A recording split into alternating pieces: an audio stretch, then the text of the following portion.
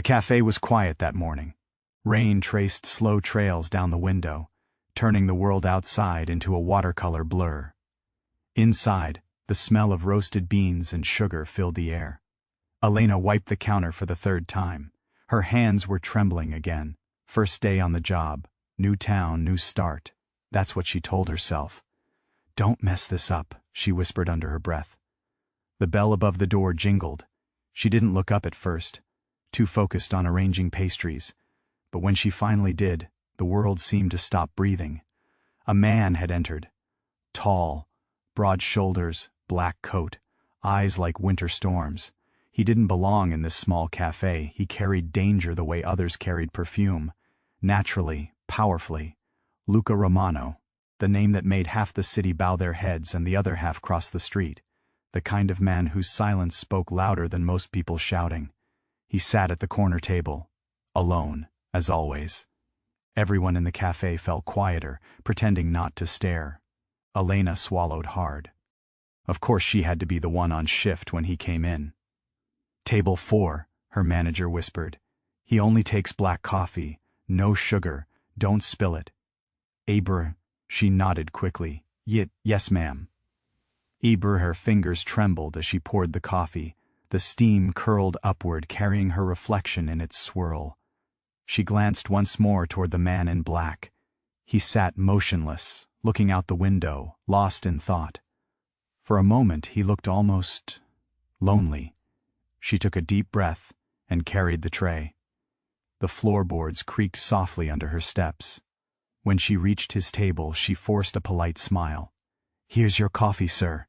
Eber, her voice barely above a whisper. He didn't look up at first, just a low, distracted hum. "Leave it there."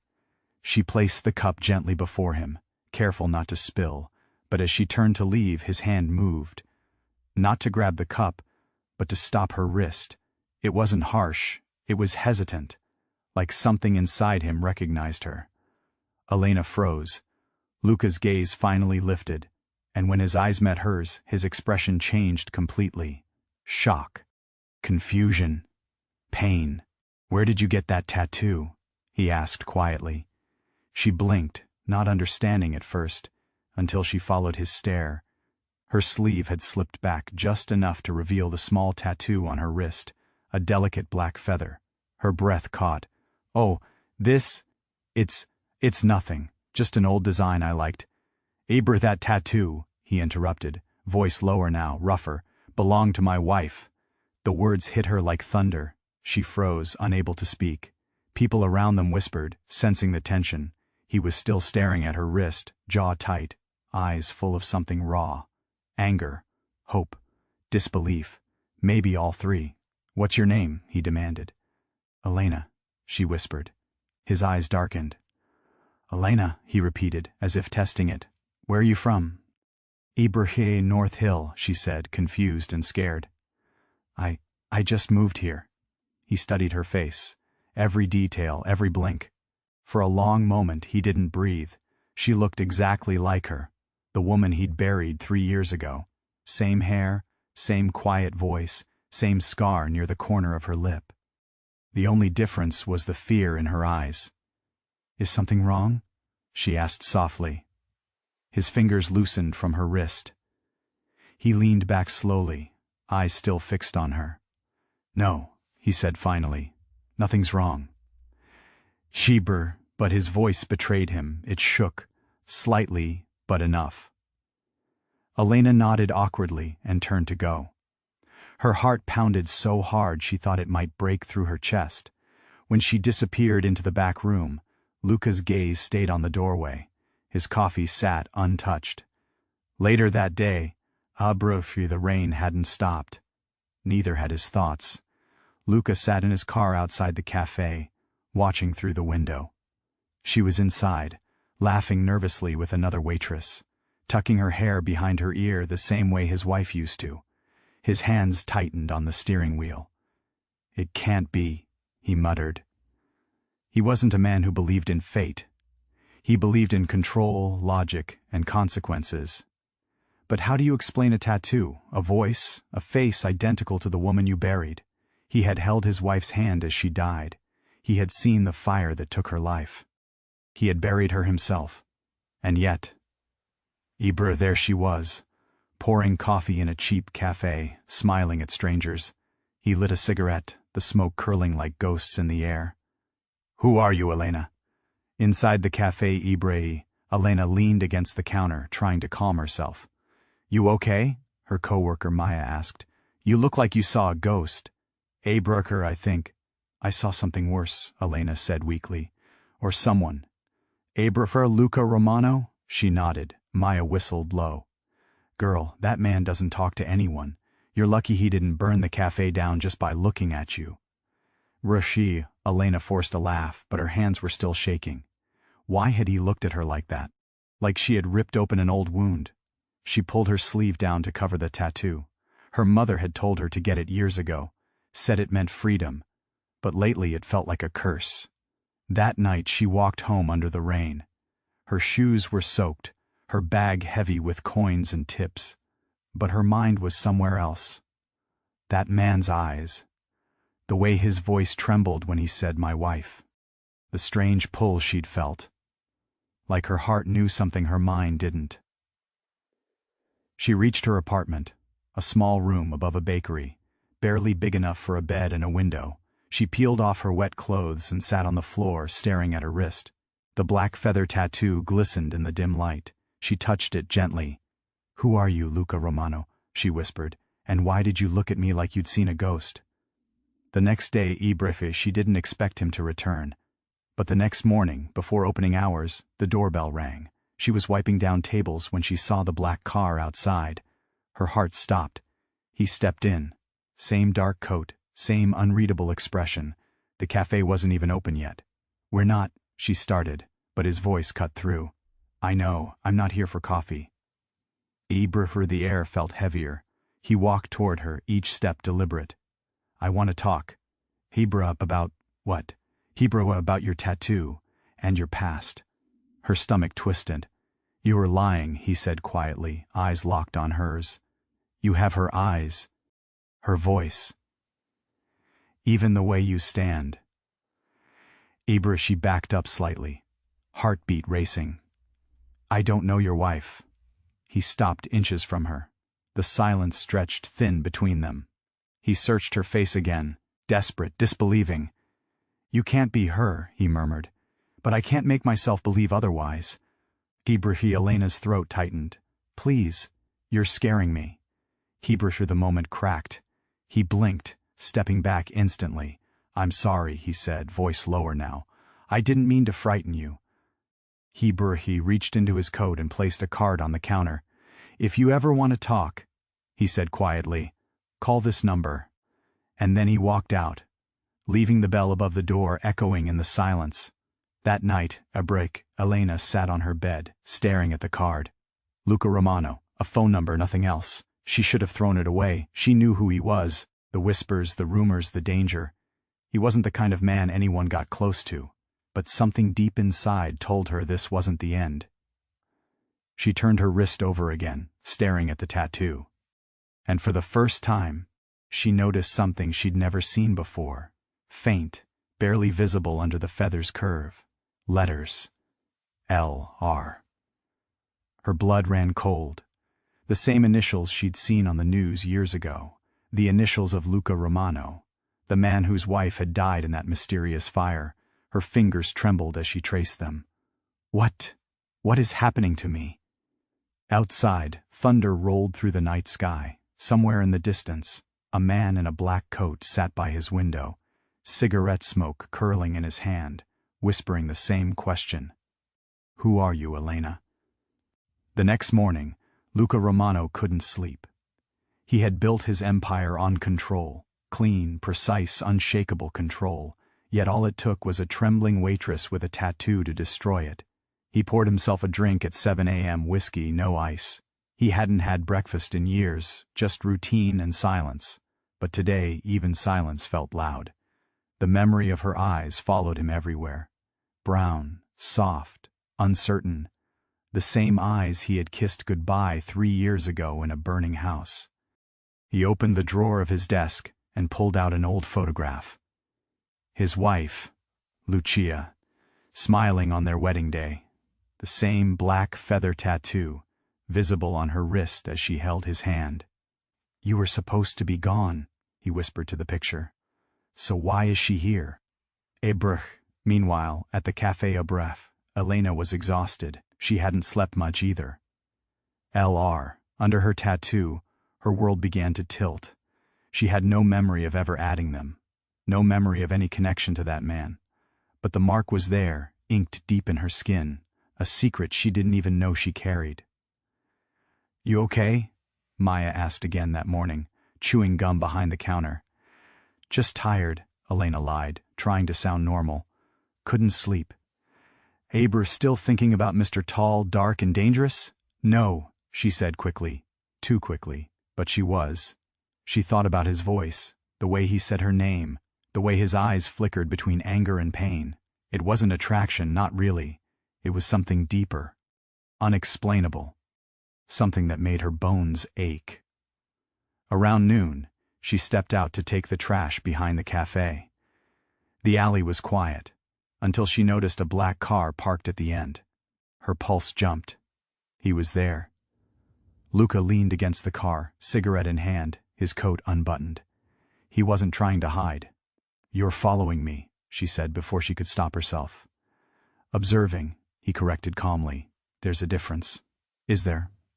Brasil's smokes slowly, eyes steady on hers. "You remind me of someone I loved, someone I buried." Elena's throat tightened. "I'm sorry," she said softly, "but I'm not her." No," he said quietly. "You're not. You're different." She took a step back. "Then stop looking at me like that." "Like what?" "Like I'm a ghost," she whispered. The words seemed to cut through him. He dropped his cigarette and crushed it under his boot. "Maybe I'm the ghost," he murmured, "and you're the one haunting me." He turned to leave, but before he got into his car, he paused. "That tattoo," he said without looking back. "Where did you get it?" "My mother took me to a shop years ago," she said. "She said it meant freedom." Kibri finally turned, his eyes narrowing. "Do you remember where?" "Somewhere near Eastwood," she said, trying to recall. "Why?" "Because," he said quietly, "that same tattoo artist disappeared the day my wife died." The alley went still. Only the hum of the city filled the air. "You're lying," she said weakly. "I wish I was." That evening, Elena sat on her bed again, the little apartment somehow smaller than before. The tattoo on her wrist felt like fire. She pulled out an old box from under her bed, one she hadn't opened in years. Inside were papers, a few photos, and an adoption certificate. She'd always known she was adopted. Her mother told her she'd been found as a baby, wrapped in a burnt blanket near the woods outside the city. No one ever came for her. She traced the edges of the paper. Her hands trembled. "Burnt blanket," she murmured. A memory flashed. Heat, smoke, crying. But it was too quick, too blurred to hold on to. And yet, something in her heart whispered, it's not impossible. Across the city Luca sat in his study, the rain tapping against the glass like an old friend. He'd sent someone to check the tattoo parlor she mentioned. The report came back that evening. The building had burned down 3 years ago, the same week his wife had died. No records survived. Coincidence. He wanted to believe that. But coincidences were rare in his world. He leaned back, eyes half closed. Her face kept flashing in his mind. Elena's. The way her lips trembled when she spoke. The way her voice cracked when she said, "I'm not her." Maybe she wasn't. But maybe. She didn't know. The cafe. 2 days later, he came again. Same table, same order. No words. Elena tried not to look at him, but she could feel his gaze. Quiet, heavy, searching. Every time she passed his table, her breath caught. When she set down his coffee, he finally spoke. "You still have nightmares?" he asked suddenly. She blinked. "What?" "You look like you haven't slept in days." She laughed nervously. "I guess some things don't change." He tilted his head. "What things?" She froze. Her mind slipped. The words had come out too easily, like something automatic. Something remembered. I meant, she stammered. I didn't mean anything. Ibrahim, but he had already noticed. He leaned forward, his voice dropping lower. What don't change, Elena? Ibrahim, her heart raced. She looked down, unable to meet his eyes. Please stop asking me things I don't know how to answer. Ibrahim, he exhaled softly and leaned back. I'm sorry, he said. I don't mean to hurt you. Ibrahim, but his eyes said otherwise. They burned with the ache of a man who'd already lost too much. When she walked away, Luca pulled a photo from his pocket. His late wife, holding a small baby. The baby had the same small scar near her lip as Elena. He hadn't noticed it before. Impossible, he whispered. She died before she could birth. He couldn't even finish the thought. He called one of his men. I need everything on Elena, where she was born, who raised her, every document. Go deep. And as he ended the call, for the first time in years, Luca's hands shook. That night, Elena dreamed of fire again. The crackle, the smoke, the sound of someone calling her name. She saw a man's silhouette reaching for her through the flames, a deep voice shouting, Lucia, no! Then the world went black. She woke up gasping, her wrist burned. The tattoo glowed faintly under the streetlight filtering through her window. She touched it. It felt alive, warm, like it was remembering something she couldn't. What's happening to me? She whispered. Her phone buzzed. A message from an unknown number. You're not safe. Don't trust anyone from your past. Meet me at midnight. The old chapel. Her heart froze. She knew who it was. Luca, midnight, at the chapel Abria. The wind howled through the empty street as she approached the chapel. Her hands trembled as she pushed open the creaking doors. He was there, waiting near the altar, dressed in black again, like a shadow of her nightmares. Why did you call me here? She asked. He looked at her, really looked at her. The candles behind him flickered. Because I found something, he said quietly, and you deserve to know. Ibrahim, know what? He handed her a photo. It was old, burnt at the edges. A woman, her exact face, holding a baby, the same scar, the same tattoo. Her knees almost gave out. That's me, she whispered. That's my wife, he corrected softly, Lucia Romano. And that baby in her arms was our daughter. The world tilted. Elena stared at the photo, her breath shattering. No, that's not possible. I was adopted. Ibrahim, you were found near the fire, he said, stepping closer. The same night my wife died. The same night everything burned. Ibrahim, tears filled her eyes. You're saying I'm your daughter? She whispered. He shook his head slowly. No, he said, voice trembling. I'm saying you might be her. The silence after that felt eternal. Elena shook her head, stepping back. No, that's insane. I can't be her. I'm me. Look at the tattoo, he said. The scar, the eyes. You survived that fire. You lost your memory. Someone must have found you and changed your records. Ibrahim, her voice broke. Why would anyone do that? Because I have enemies who would kill you to hurt me, he said darkly. They wanted me to believe you were dead. Elena's breathing turned shallow. Her hands trembled as she held the photo. The truth was too big, too heavy, but deep inside, something in her heart recognized what her mind refused to accept. That man's voice, she had heard it before, long ago, in dreams, in screams. I don't know who I am anymore, she whispered. Luca stepped closer, not as the cold, dangerous man the city feared, but as someone breaking in silence. Then let me help you find out, he said quietly, even if it destroys me. At night, she didn't go home. She sat in his car, staring at the photo the entire ride. He didn't speak. Neither did she. The silence between them was full of ghosts, heartbreak, and an unbearable pull neither could name. When they reached his mansion, the doors opened to a world she didn't belong in. Marble floors, guards at every corner, chandeliers glittering like tears. You'll stay here, he said gently, just until we figure this out. Ibrahim, and if you're wrong? She asked. He looked at her, eyes full of something she couldn't define. "Then I'll still protect you," he said, "because either way, I can't lose you again." That night, as Elena lay in the massive guest room, she felt a strange comfort and fear all at once. She didn't know if she was Lucia reborn or just Elena with borrowed memories. But she knew one thing. When Luca looked at her, her heart forgot to beat. And maybe, just maybe, so did his. Morning sunlight crept across the marble floor. Elena opened her eyes slowly, blinking against the brightness. For a moment she forgot where she was. Then she saw the tall windows, the silk curtains, the empty space too large to be real. The mansion. His mansion. She sat up quickly, clutching the blanket. Memories of last night rushed in. The photo, the confession, the storm of impossible words. You might be her. Ibrahim Lucia Romano, the wife he lost, the woman who burned, and somehow, her. Elena pressed a trembling hand to her forehead. "No," she whispered. "That can't be true." Ibrahim, but her mind wouldn't stop spinning. The fire, the scar, the tattoo, and his voice, soft, broken, familiar. Every time he said her name, her heart responded like it had known that sound forever. A knock at the door startled her.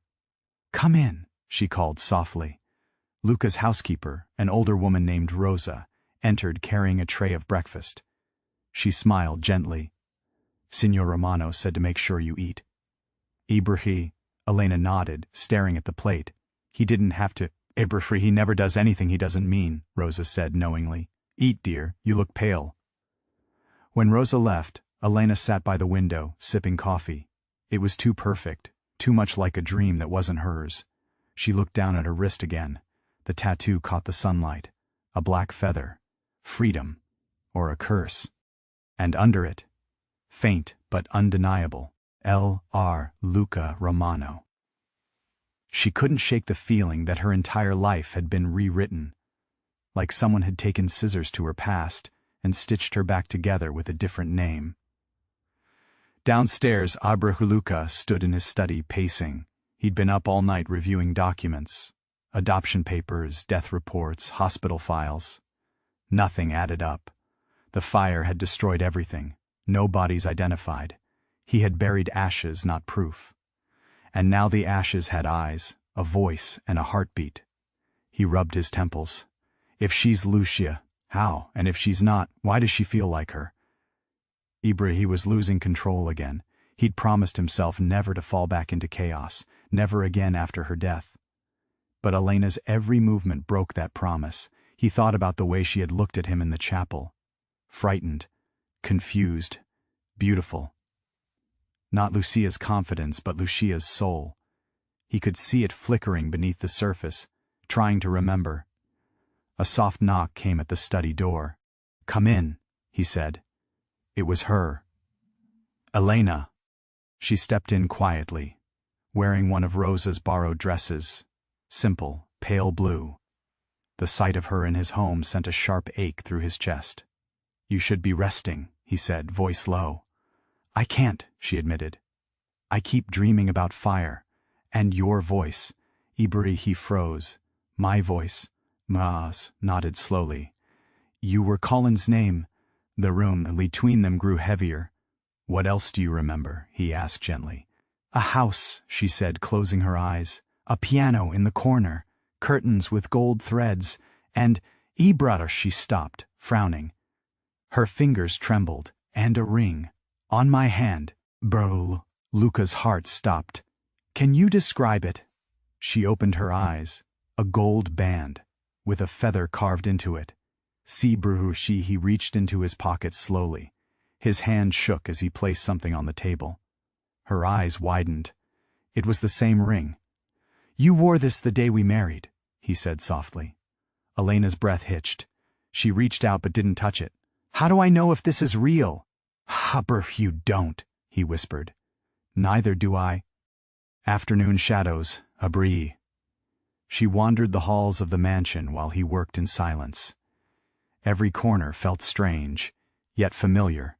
She knew where doors led before opening them. She knew the faint scent of jasmine in the garden. She knew the way the grand staircase creaked on the 7th step. She stopped halfway down, her hand brushing the railing. Memories flickered again. Laughter, music, a hand guiding hers. She turned quickly, gasping for a second. She could almost see it. The past layered over the present. Her voice trembled. "What are you doing to me, Luca Romano?" That evening dinner was quiet, too quiet. She sat across from him at the long dining table, pushing her food around with a fork. He didn't eat either. He just watched her. "You're staring," she murmured. "You move like her," he said softly, "even when you're angry." Abraham, her heart raced. "You need to stop comparing it to a dead woman." "Abraham, maybe," he said. "But she's the only woman I ever loved." The silence burned between them. Then quieter. "Abraham, now you're here," with her eyes. Elena looked down, trying to hide the tears threatening to fall. "You think love just dies when someone disappears?" he asked suddenly. "It doesn't. It stays. It waits." "Abraham, that's not love," she said shakily. "That's grief." "Maybe they're the same thing," he murmured. She stood abruptly. "I need air." Abri, the balcony. The night air was cold. Elena gripped the railing, breathing hard. The city lights shimmered below. Tiny stars fallen to the earth. She wanted to scream, but the ache in her chest wouldn't let her. Luca found her there minutes later. He didn't speak. He just stood beside her, his presence heavy, but strangely comforting. After a while, he said quietly, "Ibrahim, when Lucia first came here, she hated this view. She said the city looked like a cage pretending to be beautiful." "Ibrahim," Elena turned to him. "And what did you say?" He smiled faintly. "That maybe beauty is what keeps cages bearable." Her heart twisted. She looked away quickly. "I don't know who I am anymore, Luca." "Abraham, maybe that's not a bad thing," he said softly. "Maybe you're both. Abraham, both. Lucia and Elena. Past and present. Fire and ash. Abra." Their eyes met. Something unspoken passed between them. A pull, dangerous and magnetic. "You shouldn't look at me like that," she whispered. "How should I look at you? Hebrew, like you still love me." Hebrew, he didn't answer, because the truth was, he did. Midnight Ibrahim. She couldn't sleep again. The mansion felt alive, shadows moving, whispers in the walls. She wandered down to the study, drawn by some unseen force. There were photos on the shelves, his wedding, his wife, his life. Every image was a reminder that she didn't belong here. And yet, in one photo, her breath caught. She was in it, a woman holding a baby near the piano. Her face, her eyes, her smile. The date scrawled in ink, 5 years ago. Her hands shook as she picked it up. How could that be possible? "You shouldn't be here this late," came Luca's voice behind her. She turned quickly. He was in the doorway, his shirt slightly unbuttoned, his expression unreadable. "I couldn't sleep," she said. "I saw this photo. You never told me." "Ibrahim, because I didn't know how," he said quietly. "Every time I look at it, I forget what's real." She held the photo between them. "Am I her, Luca? Or am I just a shadow you're trying to love again?" "Ibrahim," he stepped closer. "You think I know?" His voice cracked. "I wake up every day asking myself that question. I see you, and everything hurts. Because if you're not her, I've gone mad. And if you are—" Ibrahim stopped, his chest rising sharply. "Then I've lost her twice." Ibrahim, the photo slipped from her fingers. Their eyes locked, grief and desire colliding in the same breath. Without thinking, she whispered, "Ibrahim, what if I remember something tomorrow? Would you still want me to?" "Ibrahim," he swallowed hard. "Only if it doesn't hurt you." "Ibrahim." The space between them vanished. His hand brushed hers, burning. Her voice trembled. "You shouldn't." "Maybe not," he said, eyes dark and tired. "But I can't stop." For a heartbeat, the world stilled. The mansion disappeared. The past and present melted together. And though neither spoke the words, they both felt it. The same pull that once started everything, now beginning again. The next morning, Ebrahim Rosa found them both asleep in the study. Him slumped in the chair, her on the sofa across from him, the photo between them, not touching, but somehow connected. When Rosa quietly covered them with a blanket, she saw something that made her stop. Elena's wrist, the tattoo. Under the sunlight, it looked different, brighter, alive. The faint initials LR shimmered faintly, as if responding to his presence. Rosa crossed herself and whispered, "At morning, maybe love never dies after all." That morning, Elena woke up with a strange calm. Something inside her had shifted. The questions still haunted her, but the fear, it wasn't as sharp. She looked at Luca, asleep in the chair, his head resting on his hand. He looked human. Not the Mafia boss, not the legend, just a man who had lost everything. And somehow, she felt responsible for his healing and his pain. She reached for the photo on the table again. This time, she smiled. "Maybe we're both ghosts," she whispered. "But maybe ghosts can love too." The night outside the cafe was cold and silent. Inside, the air still carried the faint smell of roasted beans and rain-soaked asphalt. Leon sat alone in the back booth, the same one where it had all begun, the same corner where she had first placed his coffee, trembling slightly, her sleeve brushing against his hand. The same moment when the world had stopped moving. But now, it wasn't confusion that filled him. It was peace, fragile, trembling, and finally real. He heard the door creak open. Soft footsteps, hesitant, familiar.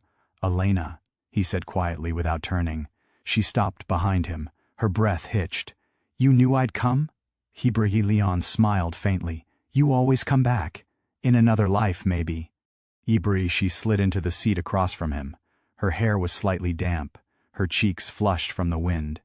She still looked like the shy waitress he'd met, but her eyes now held fire, not fear. "You didn't answer my calls," she whispered. "I needed time," he said, "to understand what was real. And now," he looked up, "I know that I was never meant to find my wife again. I was meant to find you." Her eyes widened. He reached across the table, tracing the edge of her tattoo, the small black bird on her wrist. "The same symbol," he murmured, "but a different meaning." She smiled faintly. "You never asked why I got it." He tilted his head. "Tell me." "It was my mother's," she said softly, before she disappeared. "She told me once that the bird was a promise. No matter how far love flies, it always finds its way back." Leon's breath caught. His late wife had said almost the same thing, years ago, before the bullets, before the blood. He stared at her, the cafe lights flickering against the glass, painting her in gold and shadow. Maybe fate wasn't about repetition. Maybe it was about redemption. A man entered suddenly, tall, broad, in a dark coat. Leon's instincts flared. Elena stiffened. The man stopped by their table, lowering his hood. "Boss," he said, "we have a problem." Leon's jaw tightened. "Not tonight." "It's about her," the man said, nodding toward Elena. "Someone's been looking for her. The same people who—" Leon stood up. "Handle it." "But boss." I said handle it." The man hesitated, then left. Elena's hands were shaking. "They're after me?" He turned to her. "You're safe, as long as I'm breathing." They left the cafe together, rain pouring harder now. His car waited by the curb, a sleek black phantom under the flickering streetlight. He opened the door for her. Inside, silence, the soft hum of the engine, the rhythm of rain on the windows. Elena's fingers twisted in her lap. "You're putting yourself in danger because of me." He smiled faintly. "Danger has been my home for years. You just made it worth living in." They drove to his mansion, once a fortress, now a sanctuary. Every corridor had memories of ghosts. But tonight, the ghosts were quiet. She followed him into the grand hall, dripping rainwater onto the marble floor. He turned, watching her, the way her wet hair clung to her face. "I don't belong here," she whispered. Yes, he said simply. You do. Ibrahim stepped closer. For a moment she didn't breathe. The tension between them was fragile, a thread stretched between fear and longing. He brushed a strand of hair from her cheek. When I saw you that first day, I thought the universe was mocking me, showing me a ghost of what I'd lost. Hey, Bree, her voice trembled. And now? Now I think it was giving me another chance to love right. Bree, she reached for his hand. Her fingers were cold, trembling, but her eyes didn't waver. Then don't let me go, she said.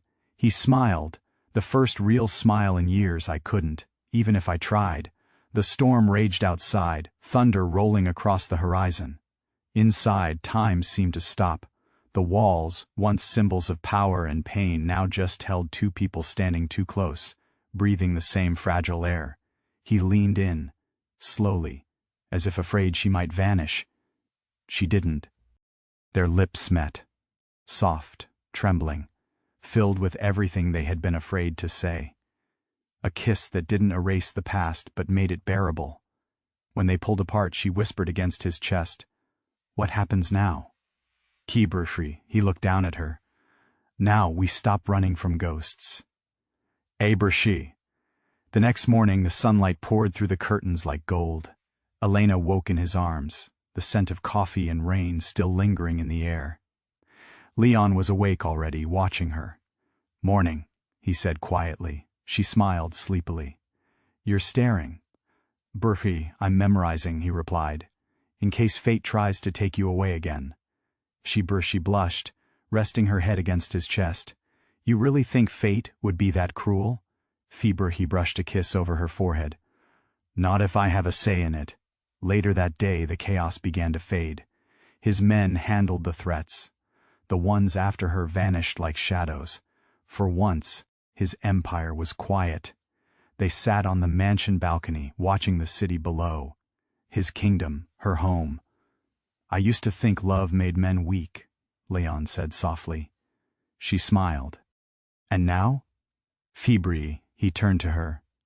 "Now I know it's the only thing that makes us human." Hibrahi took her hand, turning it palm up. There, on her wrist, the tattoo, the small black bird, delicate and defiant. He reached for a pen and drew beside it. Another bird facing hers. A promise inked in silence. She laughed, softly.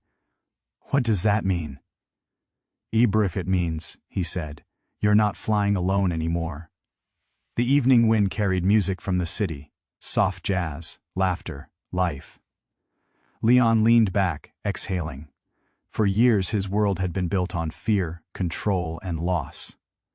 But this woman, this quiet, shy waitress, had walked right through it all and made him believe again. He looked at her, eyes soft. "Do you still make coffee at the café?" She grinned. "Only if you promise not to stare at my tattoo again." "Abri," he smirked. "No promises." That night, they went back where it all began. No guards, no fear, just them. She poured him a cup, sliding it across the counter. He took a sip, watching her. She raised an eyebrow. "Good?" He nodded. "Perfect."